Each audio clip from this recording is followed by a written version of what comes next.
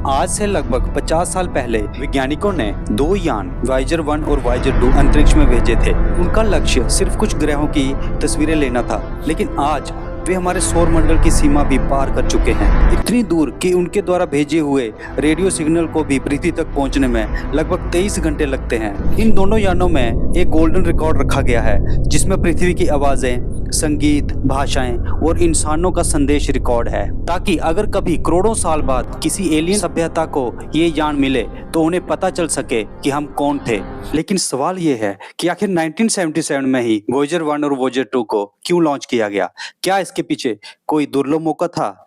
आज हम जानेंगे वॉयेजर मिशन की पूरी कहानी, जो विज्ञान के इतिहास की सबसे महान यात्राओं में से एक है। 1969 में इंसान चांद पर पहुंच चुका था। अपोलो मिशन ने पूरी दुनिया को दिखा दिया था कि इंसान अंतरिक्ष में क्या कर सकता है, लेकिन नासा अब इससे भी बड़ा सपना देख रहा था, एक ही मिशन में कई ग्रहों की यात्रा करना। मगर समस्या ये थी कि जुपिटर, सैटर्न, यूरेनस और नेपच्यून, ये चारों ग्रह तकरीबन 1 से 4.5 अरब किलोमीटर दूर हैं। अगर हर ग्रह के लिए अलग अलग मिशन भेजा जाए तो इसमें कई दशक और अरबों डॉलर लग जाते। तभी वैज्ञानिकों ने एक अद्भुत खोज की। उन्होंने पाया कि 1977 के आसपास चारों ग्रह एक ऐसी विशेष स्थिति में आने वाले थे जहां उनका गुरुत्वाकर्षण एक अंतरिक्ष यान को अगले ग्रह की ओर धक्का दे सकता था। इसे कहते हैं ग्रेविटी असिस्ट या ग्रेविटेशनल स्लिंगशॉट। इसे कुछ इस तरह से समझते हैं। मान लीजिए आपने एक गेंद को रस्सी से बांध रखा है और उसे अपने चारों ओर गोल गोल घुमा रहे हैं। अगर आप सही समय पर रस्सी छोड़ दें तो गेंद उसी दिशा में बहुत तेजी से दूर निकल जाती है। अंतरिक्ष में ग्रह का गुरुत्वाकर्षण उस रस्सी की तरह काम करता है।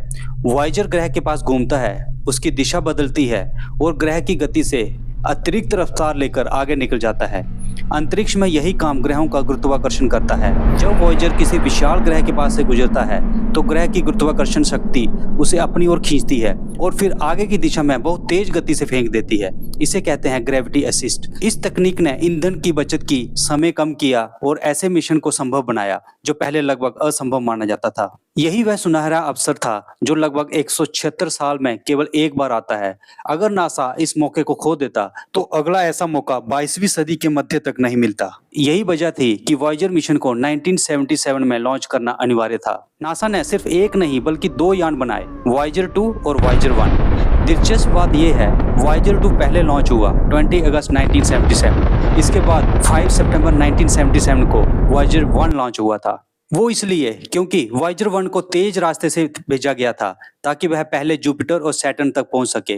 वॉयेजर 2 को थोड़ा अलग रास्ता दिया गया था जिससे वह आगे चलकर यूरेनस और नेपच्यून तक भी पहुंच सके। अगर एक यान में कोई खराबी आ जाए तो दूसरा मिशन जारी रख सके। यानी नासा ने शुरुआत से ही बैकअप योजना तैयार कर रखी थी। अब शुरू हुआ खोजों का सिलसिला जिसने हमारी पूरी समझ ही बदल दी। वॉयेजर 1 जब जुपिटर के पास पहुंचा तो उसने ऐसी खोजें की जिन्होंने विज्ञान की दुनिया को चौंका दिया।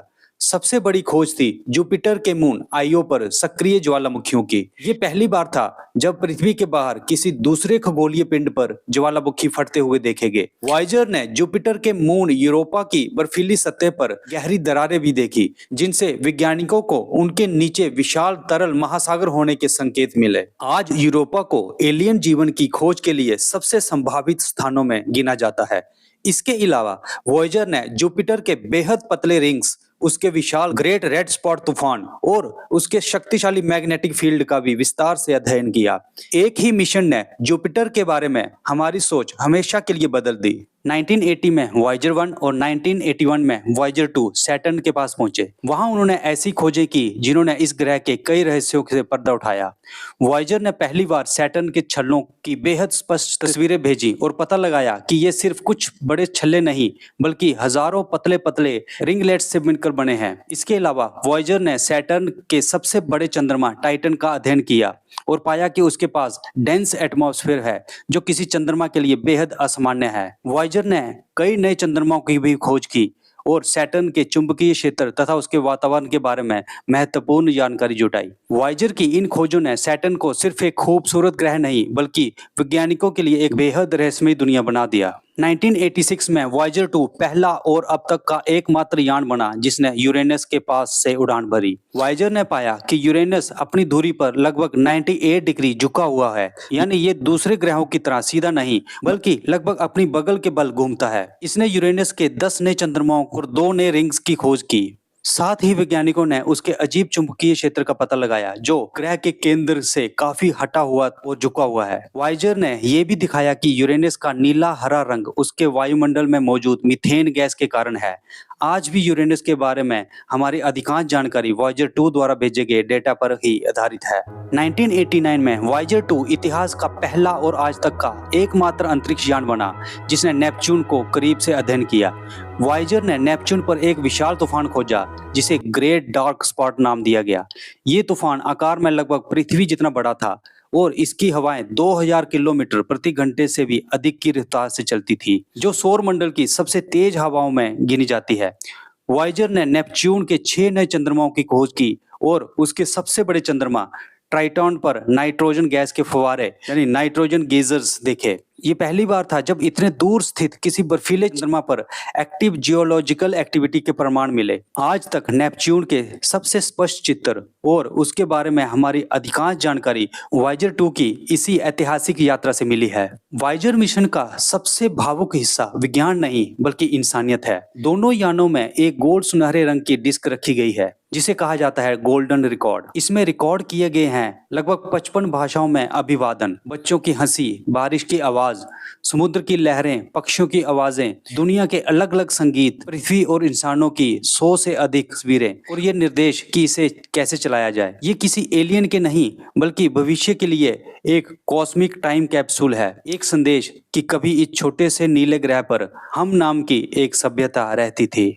आज दोनों वॉयेजर यान इंटरस्टेलर स्पेस में पहुंच चुके हैं। वॉयेजर 1 ने 2012 में और वॉयेजर 2 ने 2018 में हेलियोस्फीयर की सीमा पार की। हमारा सूर्य केवल रोशनी और गर्मी ही नहीं देता बल्कि लगातार सोलर विंड यानी बेहद तेज गति से चलने वाले चार्ज्ड पार्टिकल की एक धारा भी छोड़ता है। ये कण सूर्य के चारों ओर करोड़ों किलोमीटर तक फैलकर एक विशाल प्रोटेक्टिव बबल बना देते हैं। इसी बुलबुले को हेलियोस्फीयर कहा जाता है।